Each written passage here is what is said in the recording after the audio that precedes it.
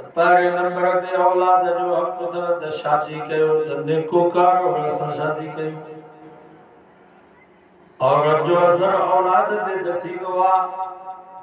पर मुर्ज़ ते बि औलाद जो असर थींदो आहे।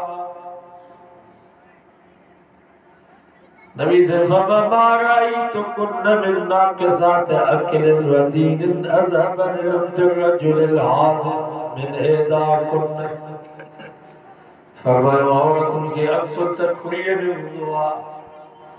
अक़ुल में त घटि आहिनि, पर वॾनि वॾनि दानहनि माण्हुनि खे बि पंहिंजे पेरनि जे हेठों करे छॾींदो आहे।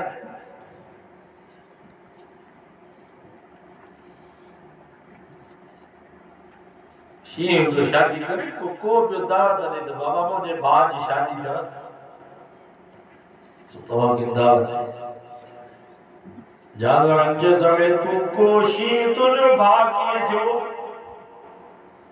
चई बाबा शादीअ खां अॻु में बि असां शींहं हुयासीं, पर शादीअ खां पोइ मां को थी।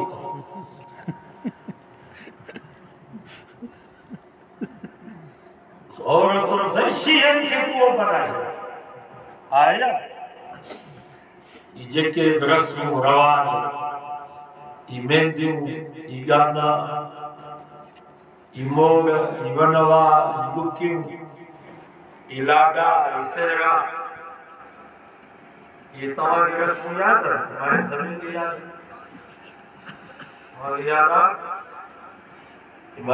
कर त बुकी बि थींदी, वनवा बि थींदो, मोग बि बदबा,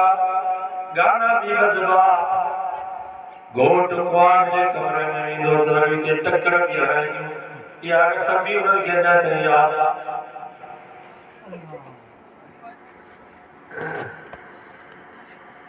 वरी घोटनि जे मथनि ते पोतियूं रखंदियूं। किथे ॾिठो त घोट जे मथे ते वरी माई वारी पोती। बागे जा कोली, किथे किथे मुसलमान जा घोट उन्हनि ते बि माई वारी पोती। उन्हनि खां पुछा कई वई बाबा इहा पोती तव्हां मथे ते छो रखी आहे? भुलिजी त कोन जाओ? चइजे सम्झ रसम आहे। उन्हनि मायुनि खां पुछा कई वई त ही घोट जे मथे ते तव्हां पोती छो रखो? उन्हनि मायुनि चयो मुल्ला तव्हांखे कहिड़ी ख़बर हिन में वॾो राज़ आहे? कहो चयो घोट जॾहिं कुआर जे कमरे में वेंदो आहे त कुआर खे दहशत थींदी आहे, पर असां घोट जे मथे ते पोती रखी करे कुआर खे तसली ॾींदियूं त घबरा न, ही भाॻियो मर्द कोन अथई तुंहिंजी माई। ही भाॻियो मर्द कोन अथई तूं वांगुरु माई अथई। मर्दनि खे बि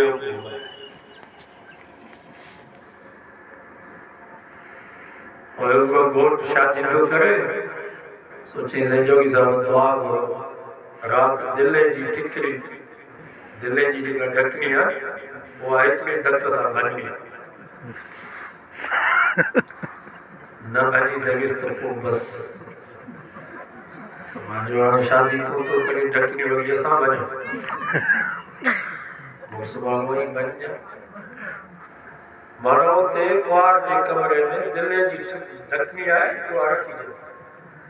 जीअं जो घोट निकाह खां बाद कुआर जे कमरे में वेंदो तो मायूं चवंदुसि तेरे ढकनीअ खे भॼ। जेकॾहिं हिकिड़े धक सां भॼी वियो त इहो ज़ाल संभाले सघंदो हो त इहो भाॻियो आहे। एॾो ज़लील थी वियो ही मुसलमाननि वटि रख।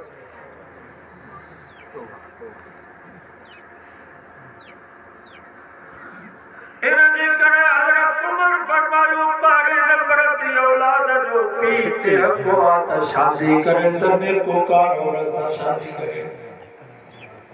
ॿिए नंबर ते हज़रत उमर फरमायो औलाद जो पीउ ते हक़ आहे त बच्चो ॼमे तो हुनजो नालो भलो रखो। अब्दुल्ला, अब्दुल रहमान, अब्दुल रऊफ, अब्दुल रज़ाक, अब्दुल समद, अब्दुल हफीज, अब्दुल मुजीब, अल्लाह नाला ही। ॿिए नंबर ते नबी से जो नालो मुबारक मोहम्मद नालो रखो, अहमद नालो रखो, हामिद नालो रखो, महमूद नालो रखो, हमाद नालो रखो। बशीर नालो रखो, नज़ीर नालो रखो, बे नंबर ते भले में भलो नालो नबी से जो नालो था। टे नंबर ते सहाबा जो नालो अबू बकर, उमर, उस्मान, अली, हसन या हुसैन, तलहा या जुबैर, साद या सईद, बिलाल या अम्मार, सुहैब या सलमान। न्यावी जन्नत खदीजा, आशा, हफ्सा, मारिया, मैमूना, उम्मे सलमा, उम्मे हबीबा, कलसूम, ज़ैनब, रुक़ैया, फातिमा। नबी से जे बीबी ज़गोर जो नालो, या नबी से जे न्याणी जो नालो, या नबी से जे सहाबियात, नबी से जे पाक घराने जे पाक बीबी जो नालो रखो, जो त नाले जो भी 40-35 असर थी। मान तो चाह नबी से फरमायो जन्नत चुनी थी दो, अल्लाह ताला मा मुहम्मद के सल्लल्लाहु कर दो या मुहम्मद सल्लल्लाहु अलैहि वसल्लम। वो जन जो नालो मुहम्मद तो सब चौदा लब्बैक जी मौला सा हाजिर हूं। अल्लाह से फरमाए तुम बात पाजी सोने नबी की सर गयो तो छो जवाब दो बाना चौदा या अल्लाह असा जो नालो भी मुहम्मदा असा समझो से शायद असा के सदवा। नबी से फरमाए अल्लाह जोश में जी दो। अल्लाह से फरमाए तो जो नालो भी मुहम्मदा तलगो बोले सोने मोहम्मद जे पोयो नाले जे सदके भी काफी है। नालो इनो प्यारो हदीस जे किताबन में तो ये भी दुआ कि घर में मुहम्मद नाले को शख्स हुआ उन्हनि जो अकीदो ईमान सही आहे। अल्लाह ताला क़यामत जे ॾींहुं मोहम्मद नाले जे बरकत जे करे सभिनी घर वारनि जी बख़्शिश जो फ़ैसिला फरमाए। नालो एॾो प्यारो आहे अंग्रेज़ में वो सॼी दुनिया में सर्वे करे दुनिया में मौलवी केतिरा हाफ़िज़ केतिरा डॉक्टर केतिरा इंजीनियर केतिरा पोइ सॼी दुनिया में सर्वे कई त काइनात में सभ खां वधीक नालो कंहिंजो आहे। वो सर्वे करे अमेरिका में उन्हनि रिपोर्ट ॾिनी त काइनात में सभ खां वधीक नालो आहे त मोहम्मद मुस्तफ़ा जो नालो आहे। मुसलमाननि जो को मुल्क मुसलमाननि जो को शहर मुसलमाननि जो को ॻोठ मुसलमाननि जो को नालो मुसलमाननि जी का कॉलोनी मुसलमाननि जो को घर खाली आहे जंहिंमें मोहम्मद नाले को आहे। इब्राहिम त मोहम्मद इब्राहिम इसहाक त मोहम्मद इसहाक याकूब त मोहम्मद याकूब यूसुफ त मुंडे मोहम्मद यूसुफ अबू बकर त मोहम्मद अबू बकर उमर त मोहम्मद उमर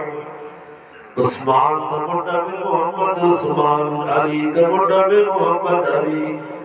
हसन त मुंडे मोहम्मद हसन हुसैन त मुंडे मोहम्मद हुसैन बिलाल त मुंडे मोहम्मद बिलाल। ऐं नबी से जो हक अथव घर जे बाथरूम में हिकिड़े भाती जो नालो मोहम्मद ज़रूर नालो एॾो प्यारो आहे। असांजा केतिरा अहिड़ा बुज़ुर्ग गुज़री चुका जो पीउ जो नालो बि मोहम्मद पुट जो नालो बि मोहम्मद प्राणा बि असांजे कादरी सिलसिले जा बुज़ुर्ग 4 पुट चइनी जो नालो मोहम्मद रखियऊं। वॾो पुट त नालो मोहम्मद अवल जो पुट जाओ मोहम्मद सानी टियों पुट जाओ मोहम्मद सालिस चौथो पुट जाओ मोहम्मद राबे। असांजा उस्ताद उज़्बेकिस्तान दास्तानी रूसन यूनिवर्सिटी के आज़ाद वो फरमाए वसाते को कब्रिस्तान चूज़ी मोहम्मदी कब्रिस्तान 400 कब्रूं हुयूं ऐं उते लिखियल हुयो त जेके 400 कब्रूं सभिनी जो नालो मोहम्मद सब वक्त जा मुहद्दिस ऐं उते बोर्ड ते लिखियल हुयो त कब्रिस्तान में उहो दफ़न थींदो जंहिंजो नालो बि मोहम्मद हुजे बि शेखुल हदीस मुहद्दिस नालो मोहम्मद मुहद्दिस नाहे ओ भी ते दफन न थींदो मुहद्दिस साहिब पर मोहम्मद नालो कुंदस ओ भी ते दफन न थींदो क़यामत ते वो खुश नसीब दफन थींदो जंहिंजो नालो भी मोहम्मद हुजे भी मुहद्दिस नालो ए रुपया हुआ हज़रत इमाम अबू हनीफा रहमतुल्लाह अलैहि जा शागिर्द हुआ हिक जो नालो अबू यूसुफ जो नालो मोहम्मद असद शेबानी जो पुटो इमाम मोहम्मद गवर्नर जो पुटो अगे गवर्नर भी पंहिंजे बच्चन के कुरान पढ़ाईंदा छंडी हज़रत इमाम मोहम्मद गरंदिया मन हफ्ते 30 ऐसा 60 साल में कुल आया इमाम मोहम्मद 16 होंदो वो यहूदी प्रोफेसर हुयो इमाम मोहम्मद के जुड़ी ठई पूछा के पुट तुझो नालो चाहे इमाम मोहम्मद फरमायो मुझो नालो मोहम्मद आ तो यहूदी प्रोफेसर के जुबान में बेसाख्त लफ्ज़ निकलिया अशहदु अल्ला इलाहा इल्लल्लाह व अशहदु अन्ना मुहम्मदन अब्दुहु व रसूलुहु कलमो भी पढ़े पियो रोए भी पियो जेको मुसलमानो मुबारक हुजे इन डो मोहम्मद जो सोवाद तवाजो वडो मोहम्मद के डो रसूल इन डो मोहम्मद जो सोवाद तवडो मोहम्मद के डो रसूल इमाम मोहम्मद जे नाले चेहरे के जी कलमो पढ़ी करे मुसलमान थे असा हज़रत से मोहम्मद शाह रोटी तमाम बुजुर्गन कुरान मिठा हुंदा एडो हुस्न हुयो जो केतरा हिंदू ईमानिया हज़रत से मोहम्मद शाह जे चेहरे के जी कलमो पढ़ी करे मुसलमान था तो मोहम्मद शाह रसूल ते जो नालो मोहम्मद के रसूल डोंकी हालो बेगंबर दे औलाद जो हक था तो पुट जो नालो भलो रखो टे नंबर ते औलाद जो बेमाते हक वा तो बच्चो सब जगह ते तो भले तालीम साईं सैयद अनीशा दसी रेवा तालीम अंग्रेजी तालीम अंग्रेजी को फनवा अंग्रेजी की लुगत बोलिया तालीम खिची बुआ जैसा हलाल हराम जो पतो पए जायज नाजायज जो पतो पए तालीम खिची बुआ जे काबाने की रकम से मिलाए वो तालीम था कुरान जी जिक्र चाहो था सजा बच्चा सा दुनिया में तालीम याफ्ता तो पंहिंजे बच्चन के कुरान पढ़ायो स्कूल में कॉलेज में सजा बच्चा डॉक्टर थींदा प्रोफेसर थींदा इंजीनियर थींदा गवर्नर थींदा वजीर थींदा जज थींदा जनरल कर्नल थींदा पर कुरान तो फबकल्ला इन्ना तज़किरतल किताब कुरान जेकर चाहो था सजा बच्चा सा दुनिया में तालीम याफ्ता थियन अजवाई तो क्यों तो पंहिंजे बच्चन खे कुरान पढ़ाए मां जोगी फकीर जोगी जे हथ जोगी पानी मथो पे जोगी के केरो गडु मानी खड़ा देला तैयार नाहे खुदा जी ज़ात जो कसम मां फख्र जी नथो कया तवा के इज्जत जरा अल्लाह ताला ने कुरान जे करे एडी इज्जत कया जे पीर ने सैयद जा मारो हथ पिया जोगी जा मारो हथ पिया कुरान मजीद जो नंढड़ो पन्नो ज़मीन ते पियो हूंदो केॾो बि गुनाहगार मुसलमान हूंदो पन्ने खे ॾिसंदो त खणी करे अखियुनि ते रखंदो इन पन्ने जी इज़त इन जे करे थी आहे छो त इन जो ताल्लुक़ कुरान सां थियो आहे कपिड़ो केॾो बि तव्हां ऊचो वठो पर केर बि कपिड़े खे चुमी कोन ॾींदो पर वाह कुरान तुंहिंजे अज़मत तो कुर्बान वाह कुरान तुंहिंजे शान तो कुर्बान इन कुरान मजीद जे मथां जेको गिलाफ आहे दुनिया में उनजी नवर रुपया की कीमत कान्हेगा असांजे कपिड़े मां जेको बचंदो आहे उहो वञी कुरान मजीद जे मथां गिलाफ चाढ़ींदा आहियूं पर जॾहिं बि मुसलमान कुरान खणे थो त पर चुनी न पोती खे तुझे या पोती चुननि जी हक़दार इन जे करे थी आहे छो त हिन जो तालुक़ क़ुरान सां थियो आहे चमड़ो त दोल खे बि लॻल आहे इहो साॻियो चमड़ो क़ुरान मजीद जे जुल्द खे बि लॻल आहे